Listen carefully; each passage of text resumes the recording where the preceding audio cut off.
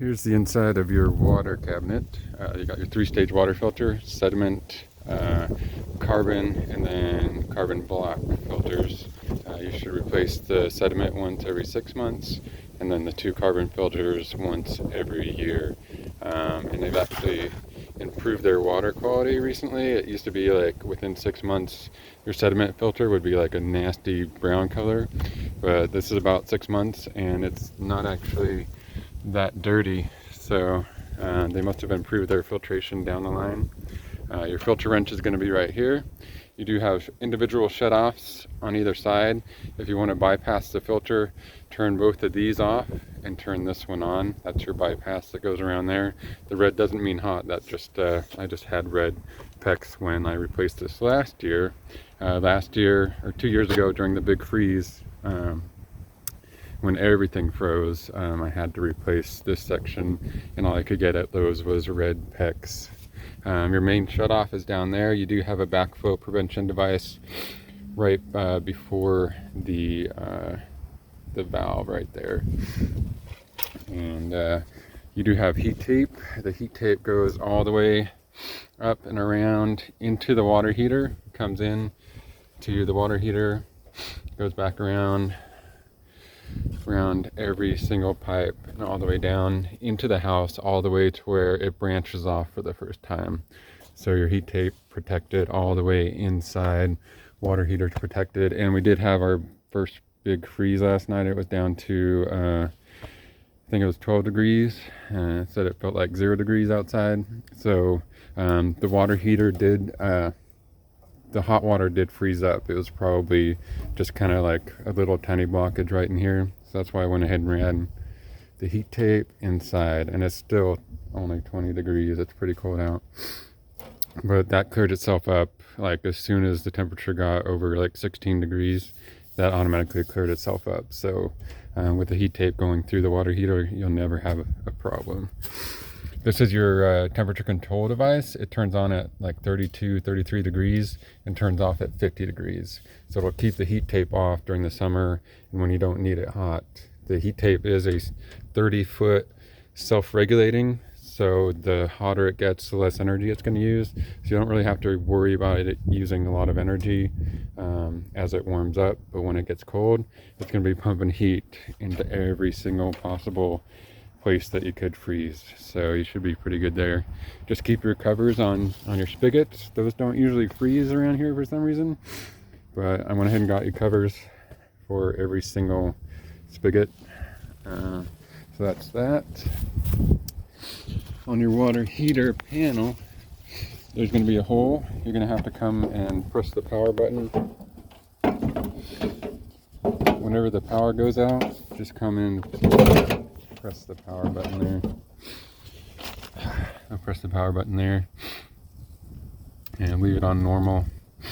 You can set it at max, but whenever the power goes out, because it's kind of an off-brand, you do have to come and press the power button. And you got a gas shut off there. This is your sprinkler setup. It's a 3-zone. Your 3-zone control valves are in the box down there.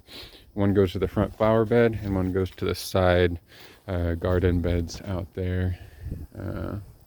That's your bathroom vent outlet right there. And your kitchen microwave exhaust come out. They both come out the soffit. That was especially challenging getting those in, especially with the spray foam. Okay. Here's your RV hookups for water and sewer. Should probably cap that off. And then your 50 amp. The full 50 amp RV hookup right there. And I actually did have my fifth wheel. I actually lived in my fifth wheel while I did a lot of work on the house. That goes straight to the septic down there. You have 2 lines coming out of the septic. One drains from the kitchen, comes out and Y's out here, meets up with the RV line, and then both of those go into the septic. You've got another line coming here from the bathroom. So it's its own 3-inch main line from the bathroom. And you got a line coming in from the laundry room and bathroom that way. There are clean outs right in that corner. There's one right there, like to the right of the water shutoff.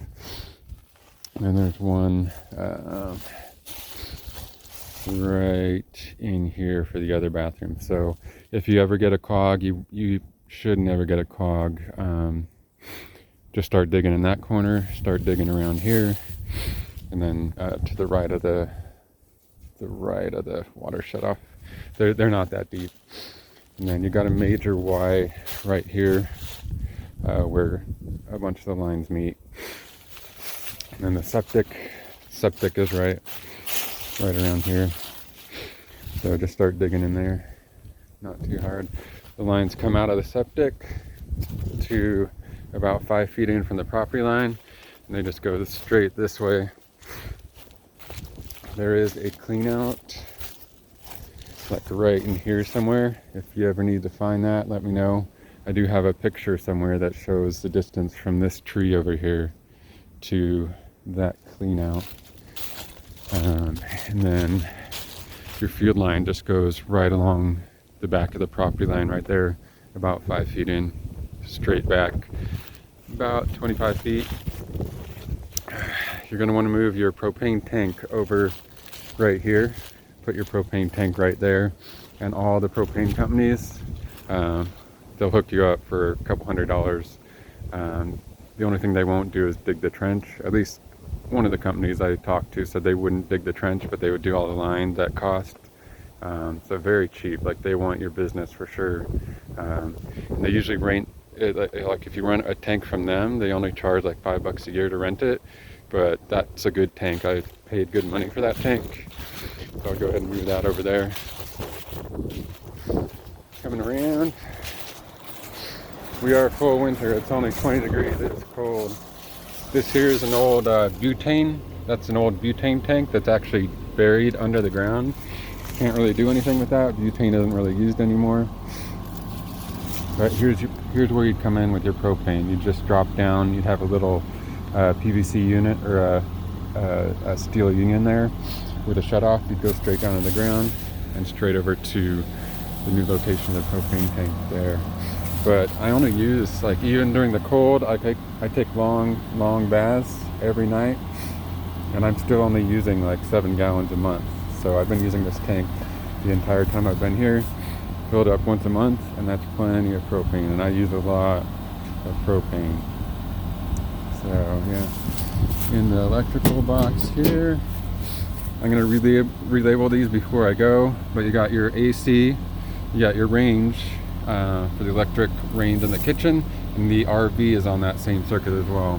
Those are both 50 amp. Your dryer, 30 amp. These two, I haven't labeled those. But you got your microwave, you got your 2 kitchens, your fridge. You got northwest bed, southwest bed, or northwest bed, northeast bed, southwest bed, southeast bed. You got living room, and then kitchen lights, and then you got your outside GFCI, laundry room, bathroom, shed. Pretty straightforward. These are tied together. Like, Lowe's was having the whole nation was having a shortage on breakers, so you couldn't even buy individual 20 amp breakers. So these are actually tied together. So when one of these trips, they're going to trip together. These 2 middle ones are going to trip together. So if your southwest or southeast bed goes out, like you short it, your baths are going to go out too. You could replace these with individual slim 20 amp breakers very easily. That's just all I could get at Lowe's, was these big 4 breaker bricks. So just keep in mind, these 2 middle ones are tied together. Yeah, so you got 12 gauge wiring, run to every single outlet. So technically all your outlets are capable of 20 amps. It's cool.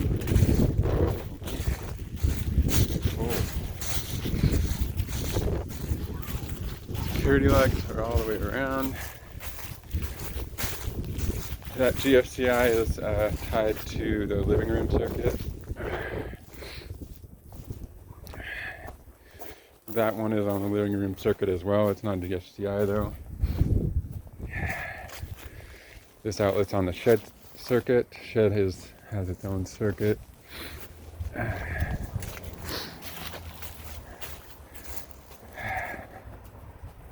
This outlet is on the kitchen 2 GFCI breaker. And I think that's it. This outlet is on the southeast bed circuit.